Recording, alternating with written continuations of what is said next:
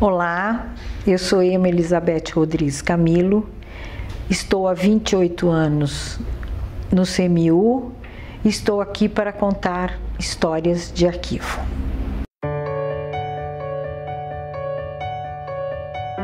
Prezada Emma, lá se foi nosso amigo, e com ele a prosa habitual sobre literatura, língua, história e tantos outros assuntos. Entre as qualidades que o distinguiram, o de que sentirei mais falta, estava, certamente, a de um espírito rigoroso, inquieto, crítico e bem-humorado, com o qual era tão prazeroso conversar. Campinas perde com seu pulpo um de seus mais importantes cultores. Aceite, como os demais companheiros do Centro de Memória, o abraço solidário de Ana Maria. São Paulo, 27 de agosto de 2001.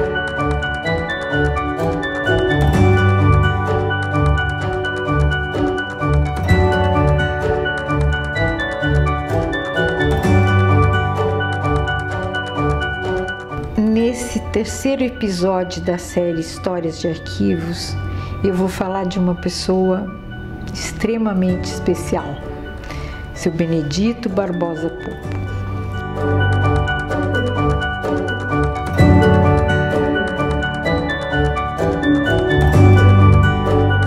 Foi uma pessoa incansável e deu uma contribuição muito grande para a história local, porque ele era obstinado. Quando ele acreditava numa coisa, ele pesquisava, ele ia atrás e ele dava a resposta. Ele opinava sobre essas questões de cidadania, questões de urbanismo.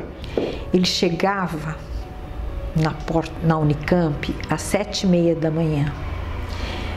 Ele vinha de terno, de camisa social, de guarda-chuva. Ele vinha de ônibus, de onde ele morava. Ele morava numa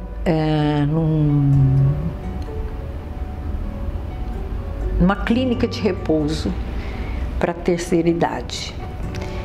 Simplesmente na Praça Carlos Gomes, no Jardim Carlos Gomes, no centro de Campinas. E ele chegava com uma pasta, onde ele trazia uma grande quantidade de papéis, crônicas impressas no dia anterior e matérias de vários conteúdos e procedências para alimentar os temas de sua preferência: urbanismo, a cidadania, a formação e origem da cidade e as potencialidades locais referentes à música e ao teatro. Mas, sobretudo, ele tratava de Carlos Gomes. Daí a presença, no seu conjunto, do Projeto Carlos Gomes, que ele coordenava, incentivava e executava. Ele foi contratado em 1981 para ser assessor e relações públicas no departamento de música do Instituto de Artes que ele ajudara a criar. E era, por conta disso, muito requisitado. Eu costumava mesmo dizer à época que ele tinha mais atividades do que uma autoridade constituída. Entrevistas, participação em comissões, atendimento a jovens pesquisadores, vernissagens, lançamento de livros, homenagens, encontros, seminários, palestras, até aulas de redação chegou a dar, faziam parte da sua rotina.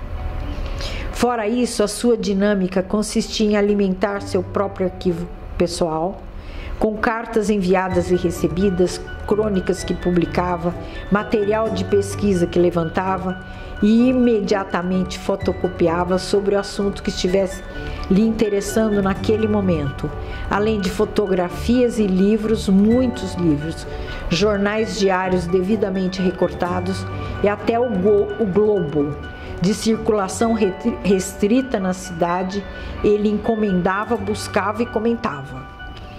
Tudo isso regado a bolachinhas, bombons, barras de chocolate, com os quais ele dizia estar agradecendo nossa atenção e gentileza para com ele. Não deve ter sido fácil para ele acompanhar nosso ritmo de trabalho. Quase sempre atropelado por uma rotina exigente, exigente no cumprimento de horários e prazos. Descompasso que percebíamos há um tempo o deprimia e o impulsionava. Aí então, pacientemente nos aguardava até conseguir ser ouvido. Quantos cafés, almoços solicitados até carinhosamente ele detestava comer sozinho, quase sempre não atendidos por causa dos horários desencontrados. Na nossa lembrança ficou muito da sua figura nada paternal ou avoenga, mas de pesquisador contumaz, sempre pronto a prestar esclarecimentos, a buscar informações, a tirar dúvidas sobre este ou aquele personagem ou sobre o aqui e ali de Campinas. Pergunte ao Sr. Pulpo, ele sabe. E essa sua dinâmica de vida, que certamente era responsável pela sua vitalidade física e mental, o acompanhou até os seus últimos dias de vida. Nesse sentido, vale lembrar que nesses últimos dias ele chegou cedo na Unicamp e aguardou pela sua amiga arquiteta. Aliás, uma das suas 11 noivas, de qual time eu também participei. Bem, ela veio buscá-lo e eles se dirigiram à Prefeitura Municipal de Campinas, onde eles foram buscar documentos sobre a construção do Museu Carlos Gomes e da sua demolição, que era um assunto, era um tema que a arquiteta abordava na sua tese de doutorado, que estava ainda em elaboração. Contudo, eles se demoraram muito por lá e ele passou do horário de se alimentar. E quando ela o levou para casa para o almoço, ele sofreu uma queda. E essa queda trouxe preocupação porque criou um hematoma na cabeça. E ela, muito preocupada com ele, o levou para o Hospital Samaritano, onde ele foi caminhando, desceu caminhando sozinho e ficou internado para observações.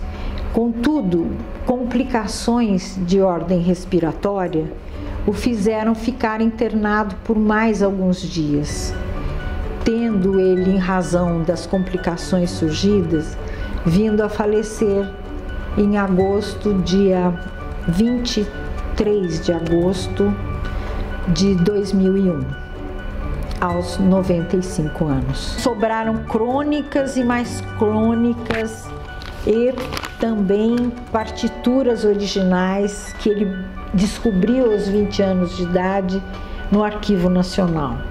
Também nos trouxe muitos microfilmes da documentação do período que ele viveu na Itália. Mas também nos trouxe a figura do Morgado de Mateus como cofundador da cidade de Campinas. A sua data de fundação, o seu hino e sobre também um projeto de construção de um novo teatro para Campinas. São questões que hoje ainda permanecem algumas polêmicas. Descanse em paz, seu Pulpo. Seu exemplo de vida nos acompanhará. Esteja certo. Cuidaremos com dedicação e competência, mas também com bastante carinho da sua memória, como pagamento de uma dívida para com o Senhor, que tanto prestigiou o Centro de Memória.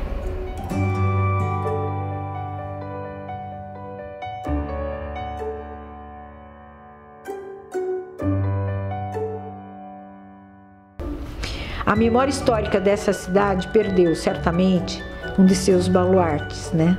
O Centro de Memória da Unicamp, um grande colaborador, incentivador e difusor de seus serviços, e nós, um grande amigo. Ah, seu povo!